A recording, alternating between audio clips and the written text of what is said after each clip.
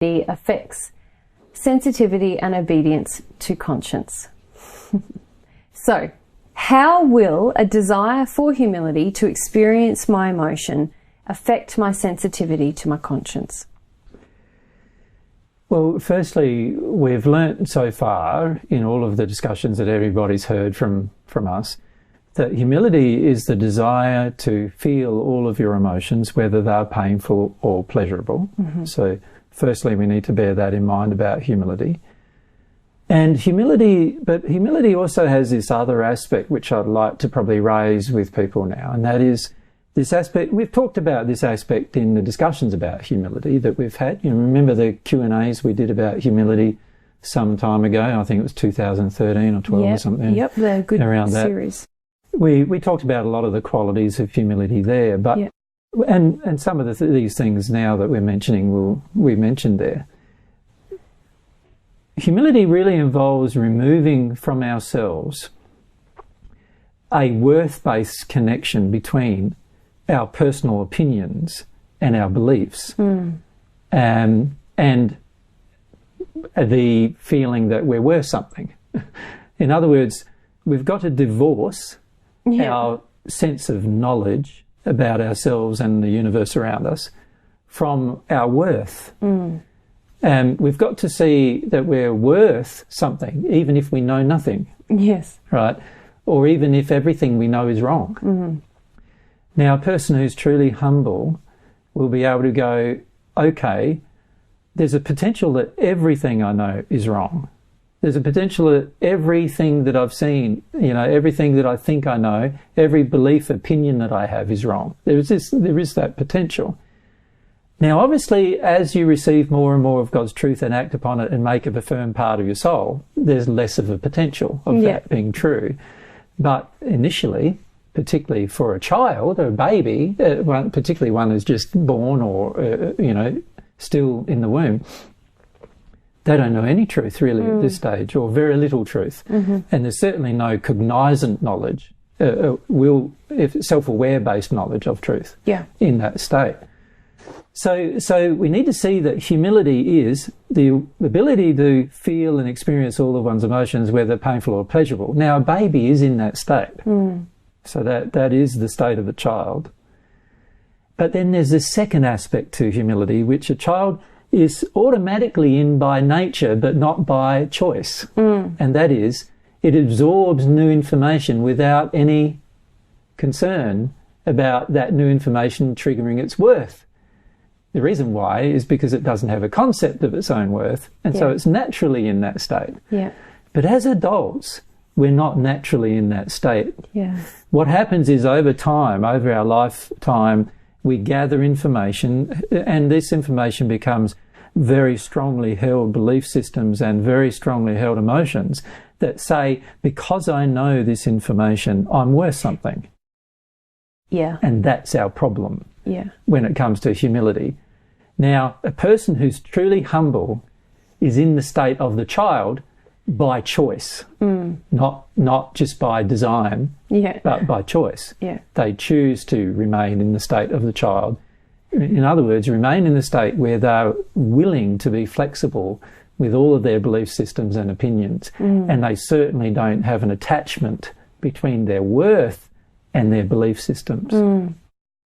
So we need to make sure that everyone understands that at the beginning of this discussion. So now the question becomes, how does that kind of humility help me with regard to the connection with my conscience? And I think once we know that that's what humility really is, it's quite obvious how it helps me.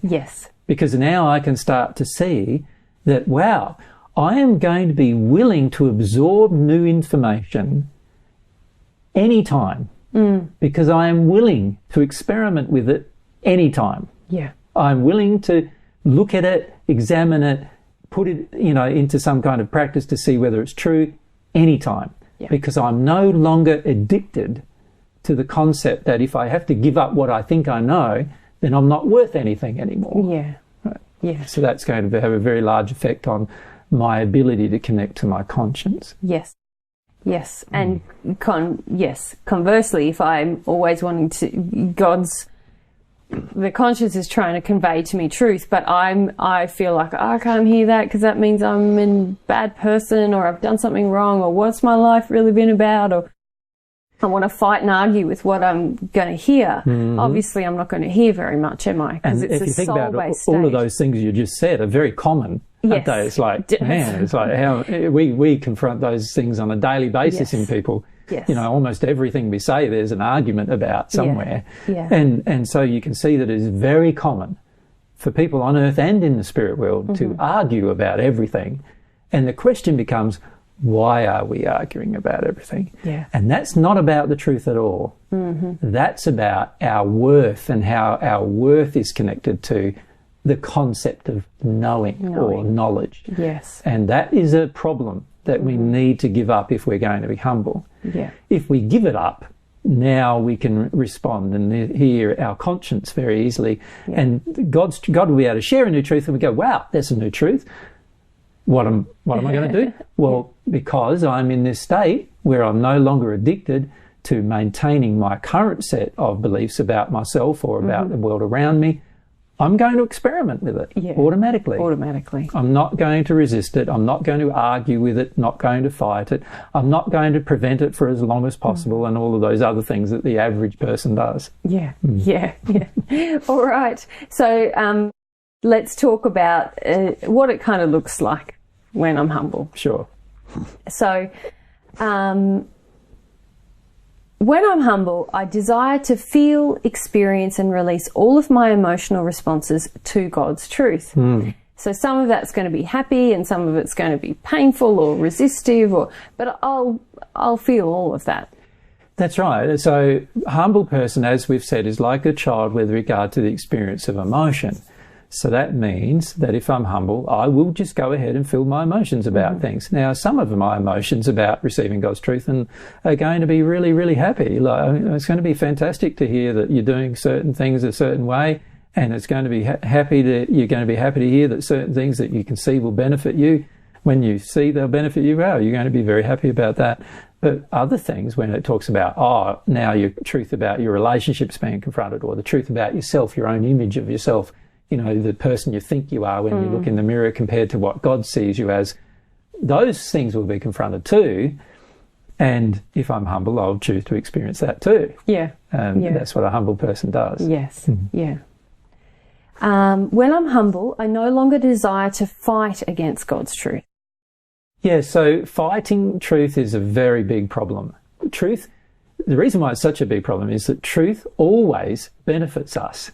So when we fight it, we're always going to be disadvantaged by it. So it's a terrible thing to be in this habit of fighting truth, no matter what the truth is, whether it's personal or universal. It's a terrible thing to continue fighting it. A person who needs to argue all the time and be argumentative all the time has a major problem with this. And we see so many of these people that we meet on a daily basis, you know, in all forms of religions and in all places of society where, you know, they just want to fight and argue about everything you're saying. I don't need to argue about it. Yeah. If you need to argue about it, you've got a problem with fighting truth, and you need to address it. Otherwise, you're going to struggle receiving any information via the conscience. Okay. When I'm humble, I desire to remove from myself all the emotional responses inside of me that indicate I'm fighting against God's truth. Yeah, so this is more of an extension of the previous thought. And this thought is basically along the lines like this. If I'm fighting, I can see that I'm disadvantaging myself. Yeah. So it would be in my best interest to find out why I'm fighting. And that's about emotions that exist in me, where I have connections between receiving truth and my belief systems. I want to hold on to my belief systems because I have some worth associated with those belief systems. I believe they make me worthy. They make me a more clever individual or a more potent human being, or whatever it is that I believe about myself, holding on to these beliefs. Now, if I am truly humble, I would go, wow, I'm fighting. So, fighting's always going to be a disadvantage. So fighting's not an option here. So what do I need to do instead? what I need to do is let myself feel about why I'm fighting. Yeah. And I'll be open to working my way through that if I'm truly humble. Why am I fighting? Get rid of the reasons why I'm fighting. Yeah. Because that's going to help me be more sensitive to my conscience. Okay. When I'm humble, I desire to no longer maintain my own belief systems and self-belief when God's truth is indicating to me that such belief systems are false. Yes, so here, remember, the conscience is is a mechanism that's inbuilt in the soul that allows God to tell me the facts about me and also about the world around me. Now, most people, when it talks about the facts about the world around them, most people are more open, but not all, because if a person already believes they know those facts, yes, they're not going to be open. So sometimes scientists, for example, can be more closed to certain facts. Yeah. Because they already believe they know things that they don't know. Yes. And as a result of that, they can be resisted because they have a link between their worth and what they believe. Now, we personally, and this is everybody, generally does this on a personal scale.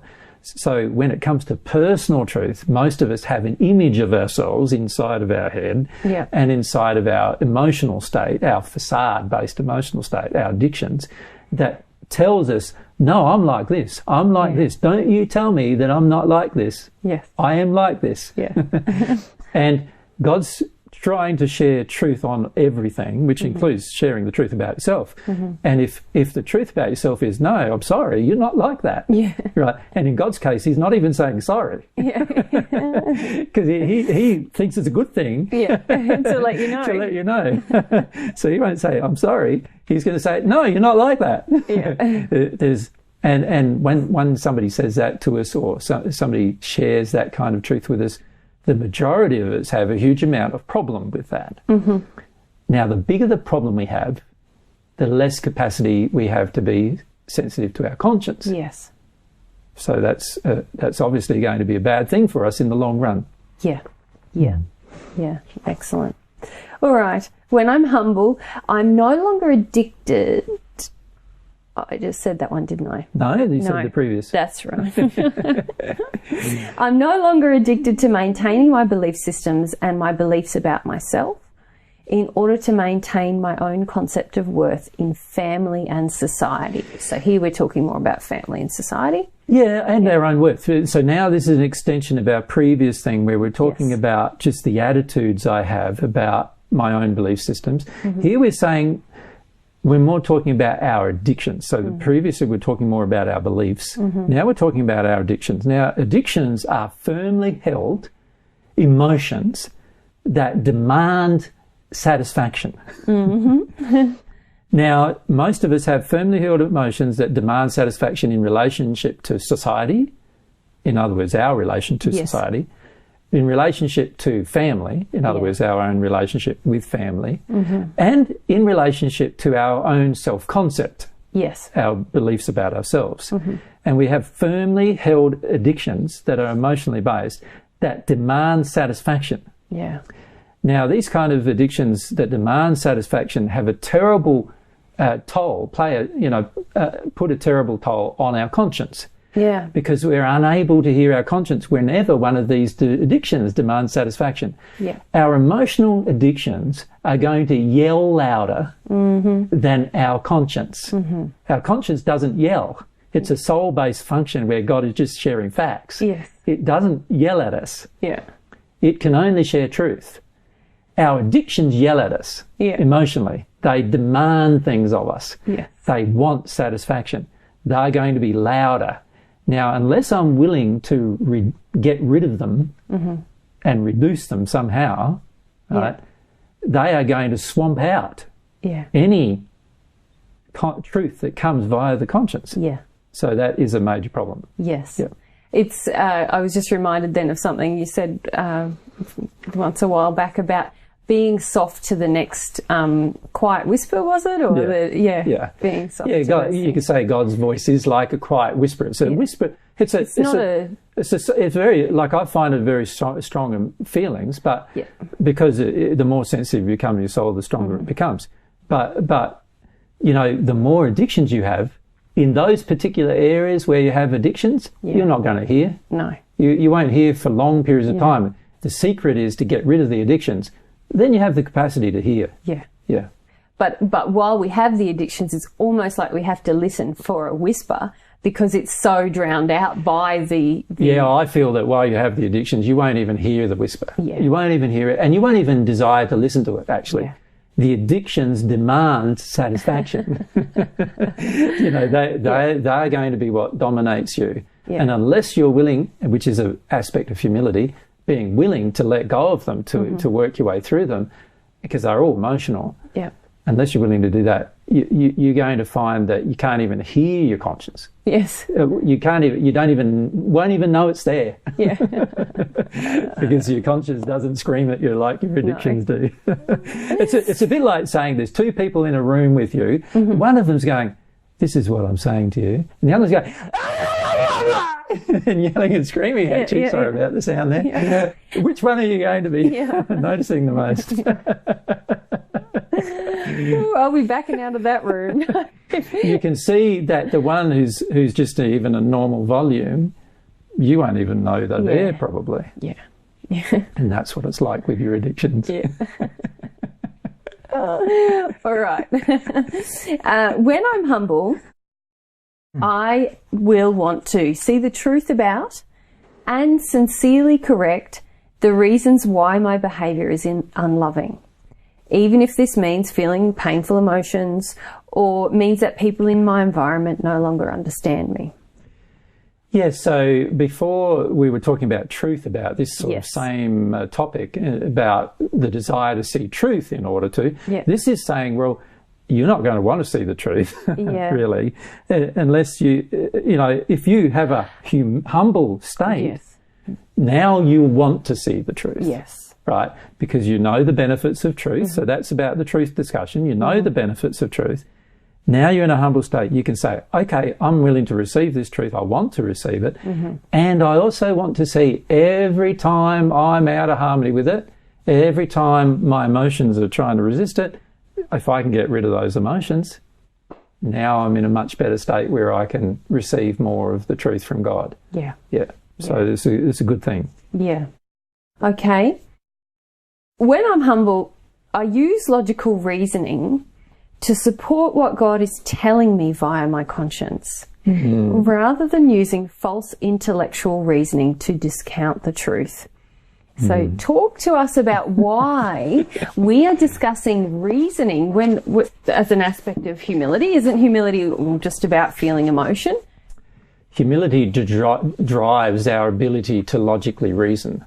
If we lack humility, we have a very low ability to logically reason. What we do instead is we develop logic, which we think is logic, but it's not.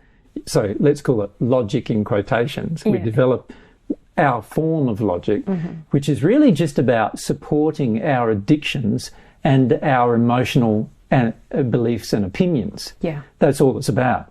So when God shares an opinion like love is a good thing, to a person who believes in their heart through emotional conditioning that love is a bad thing, the person in their heart who believes that love is a bad thing will start reasoning along the lines of, no, love isn't a good thing.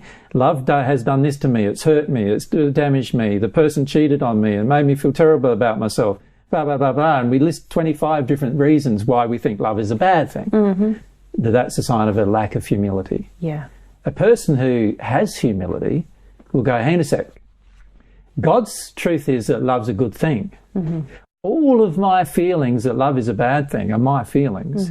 And they've got something to do with pain that I've not released from my past and belief systems that are in me that are false. That's all they're about. Right? I need to get rid of them and I'll see that love is a good thing. Yeah. Right?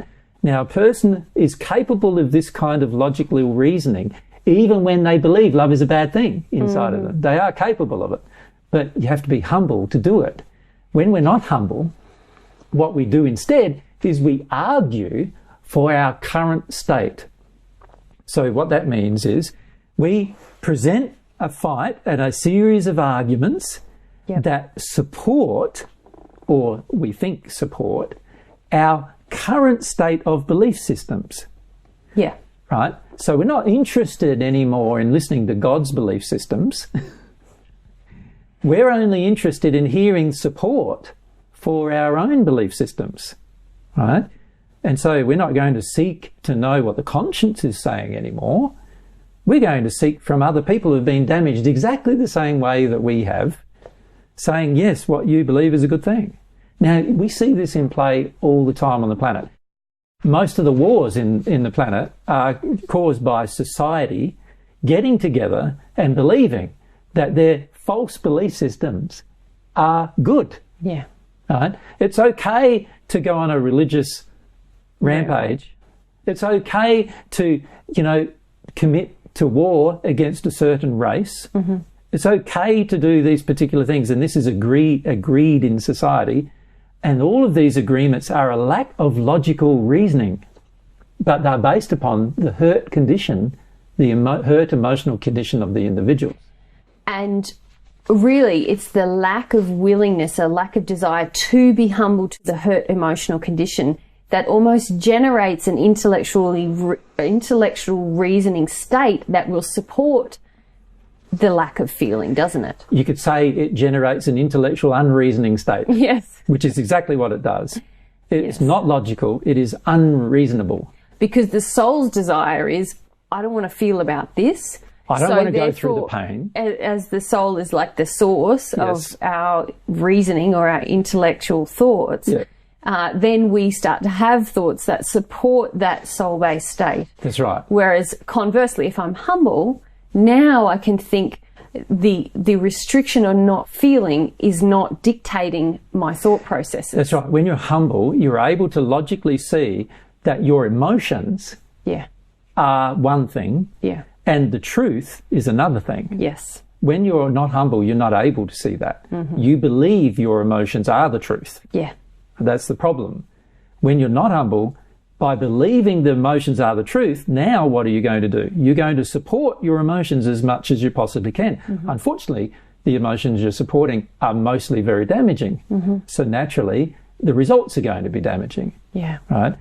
If you're truly humble, you're able to reason a lot more logically and say, hang on a sec, I have all these feelings. These feelings tell me that if someone hurts me, it's okay for me to hurt them. That's my feelings. They're not very logical. Right?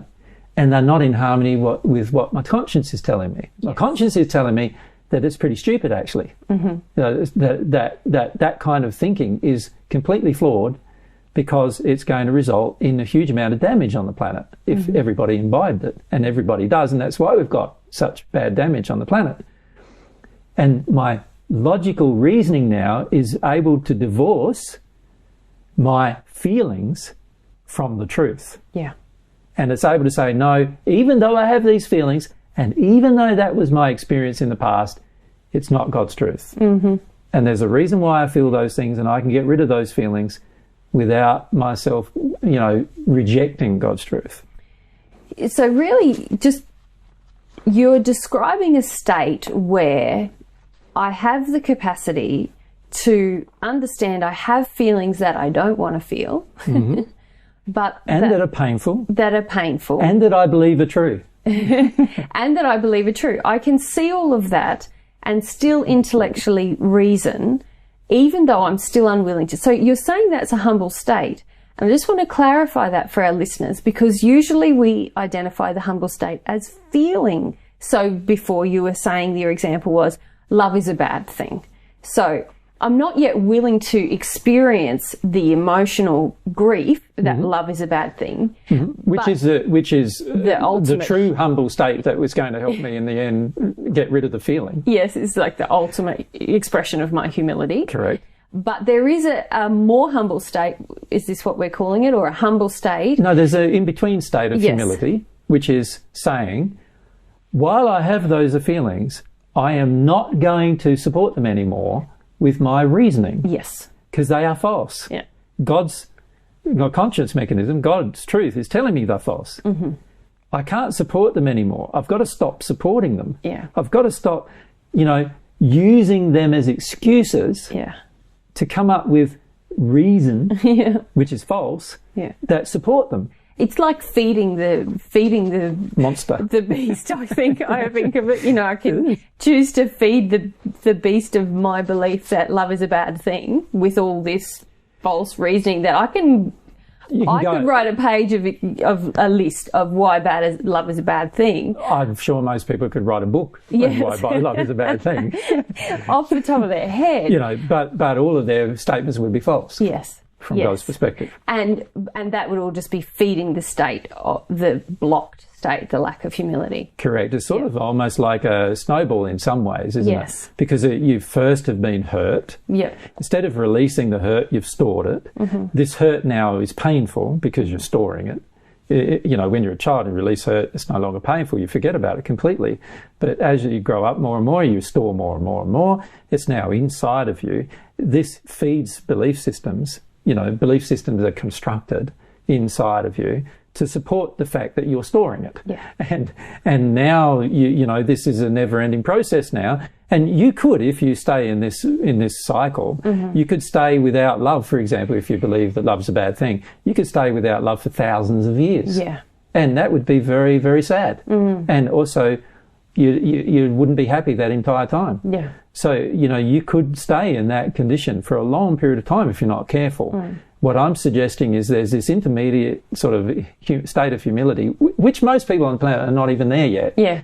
Which is seeing that your emotions are emotions and harmful to your reasoning ability, but still being able to reason that no, they're just emotions and they're not the truth. Yeah.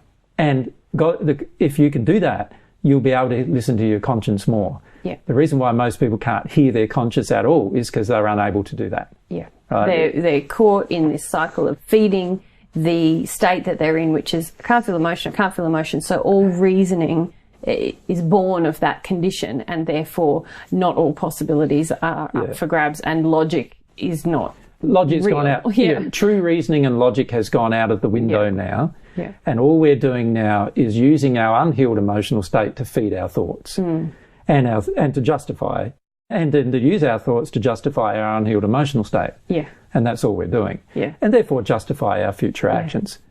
Yeah. And I was just reminded of your son Tristan for some reason, because what I notice in him is that when you engage logical reasoning with him, he's already so humble that it just automatically triggers the emotion that he's holding on to anyway, because he's already in that state of I can engage with logic with the knowledge that I have some unhealed emotions, and then as soon as the logic confronts his unhealed emotion, there's a willingness to feel that. And so that's another way it becomes cyclical in a positive sense, isn't it? Yeah. So this is why we've raised this issue of logical intellectual reasoning. It can assist us to maintain a connection with the facts that are coming via the conscience. The trouble with us is internally is that we have a whole heap of fiction, false things coming from our emotional state to our reasoning, our intellect. Now, our intellect now has the decision to make. Is it going to keep hearing and believing and supporting this false construct that God's truth through the operation of conscience is telling us it's false? Or is it going to say, hang on a sec, even though I believe that's true, it must be false? And this is because this is what God's truth is sharing with me.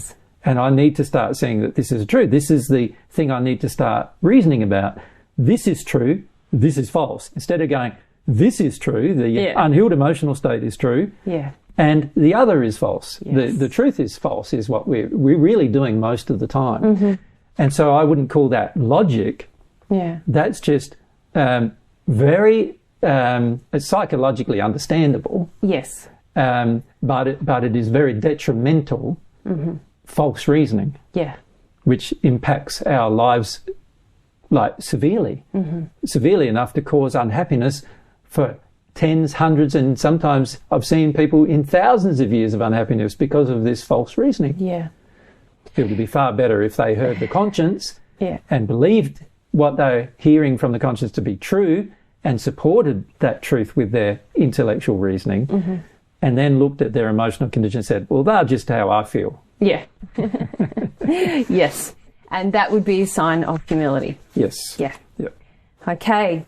So as we've seen, when I'm humble, I'm going to automatically be more open to God's truth, making it much easier for God to share truth with me via the conscience mechanism. Exactly. My humility is a benefit to myself and, of course, to others. To myself, in that I will no longer be holding on to false beliefs and concepts that harm me, but also to others, because usually when I hold on to false beliefs and concepts that harm me, I usually harm others with my false beliefs and concepts as well. Yeah. So it would be beneficial to myself and others. And obviously in this section we're talking about not just how humility affects sensitivity to the conscience, but also our willingness to obey the messages of the conscience, or to live in harmony with the truth that the conscience is conveying. Yes. And clearly, from the state you've just described, we're obviously going to be more willing to act as well, aren't we? That's right. If we're just imbibing